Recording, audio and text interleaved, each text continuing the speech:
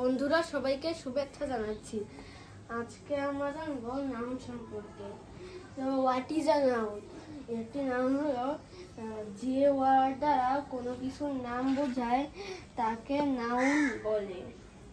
তো নাউন হলো দুই প্রকার, একটি হলো কনক্রিট নাউন ও আরেকটি অ্যাবস্ট্রাক্ট নাউন। তো এবার কনক্রিট নাউনের সংজ্ঞা সম্পর্কে জানবো।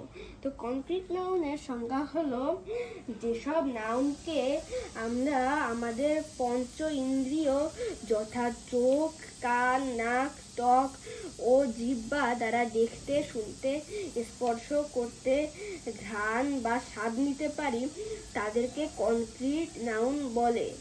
এবার অ্যাবস্ট্রাক্ট নাউন সম্পর্কে জানবো। তো অ্যাবস্ট্রাক্ট নাউন হলো যেসব নাউন কোনো ব্যক্তি বা বস্তুর গুণ, অবস্থা বা কাজের নামকে প্রকাশ করে তাদেরকে অ্যাবস্ট্রাক্ট নাউন বলে। এ ধরনের নাউন সমূহকে চোখে দেখা বা স্পর্শ করা যায় না, শুধু অনুভূতির সাহায্যে উপলব্ধি করতে হয়। এবার আমরা কিছু গুরুত্বপূর্ণ জিনিস সম্পর্কে জানব। তো সেগুলো হলো অ্যাবস্ট্রাক্ট নাউন এর শেষে সাধারণত ness, tion, hood, ship, ment, ism বা টিচ থাকে, যেমন happiness, education, childhood, relationship, movement, criticism এবং ওয়ার্মথ। বন্ধুরা এখানে আমরা কি ছবি দেখতে পাচ্ছি, এখানে সব ধরনের নাউনের নাম লেখা আছে। তো নাউন হলো দুই প্রকার, কনক্রিট নাউন ও অ্যাবস্ট্রাক্ট নাউন। আবার কনক্রিট নাউন চার প্রকার, proper noun, common noun, collective noun ও ম্যাটেরিয়াল নাউন। তো প্রপার নাউন কি? তো প্রপার নাউন হলো যে নাউন দ্বারা কোনো নির্দিষ্ট ব্যক্তি, বস্তু বা স্থানের নাম বোঝায় তাকে প্রপার নাউন বলে। তো এবার আমরা অনেকগুলো ইম্পর্টেন্ট জিনিস সম্পর্কে জানবো। তো সেগুলো হলো প্রপার নাউনের প্রথম লেটারটি সবসময় ক্যাপিটাল লেটার হয়, যেমন বিজয়, এটি একটি নাম। তো বিজয়ের প্রথম লেটারটি ক্যাপিটাল। তো গড এবং লর্ড দিয়ে যখন সৃষ্টিকর্তা বোঝায় তখন এ দুটি প্রপার নাউন এবং প্রথম অক্ষর ক্যাপিটাল লেটার হয়, যেমন গড ব্লেস ইউ। কিন্তু গড দিয়ে দেবতা এবং লর্ড দিয়ে প্রভু বা শাসনকর্তা বোঝালে তা প্রপার নাউন নয় এবং প্রথম অক্ষর ক্যাপিটাল লেটার হয় না, যেমন সুপির is the god of love. তুলনার্থে প্রপার নাউন কখনো কখনো কমন নাউন হিসেবে ব্যবহৃত হয়, যেমন Kalidas is often called the Shakespeare of India. এখানে Shakespeare common noun. He is the Milton of Bangladesh. এখানে মিল্টন হচ্ছে কমন নাউন। তো এবার আমরা জানবো কমন নাউন সম্পর্কে। কমন নাউন হলো যে নাউন দ্বারা এক জাতীয় ব্যক্তি বা বস্তুর প্রত্যেকের সাধারণ নাম বোঝায় তাকে কমন নাউন বলে।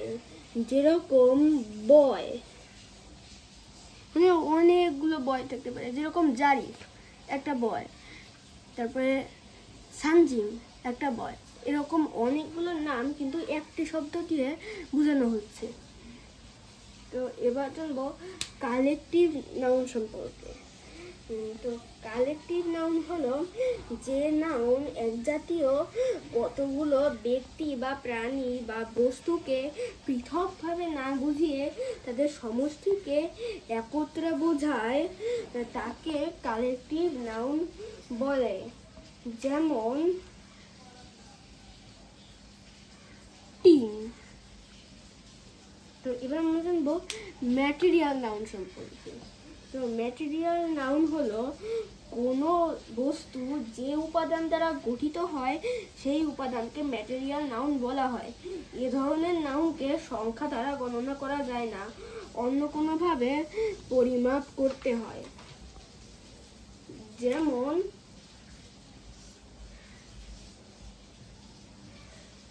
রায়। রাইস। তো এবার আমরা কিছু ইম্পর্টেন্ট জিনিস সম্পর্কে জানবো। তো সেগুলো হলো ম্যাটেরিয়াল নাউনের পূর্বে দা বসলে তা কমন নাউন হয়ে যায়। যেমন the rice of Jamalpur is fine. এখানে রাইস ম্যাটেরিয়াল নাউন হলেও দ্য রাইস দ্বারা কমন নাউন বোঝানো হচ্ছে। তো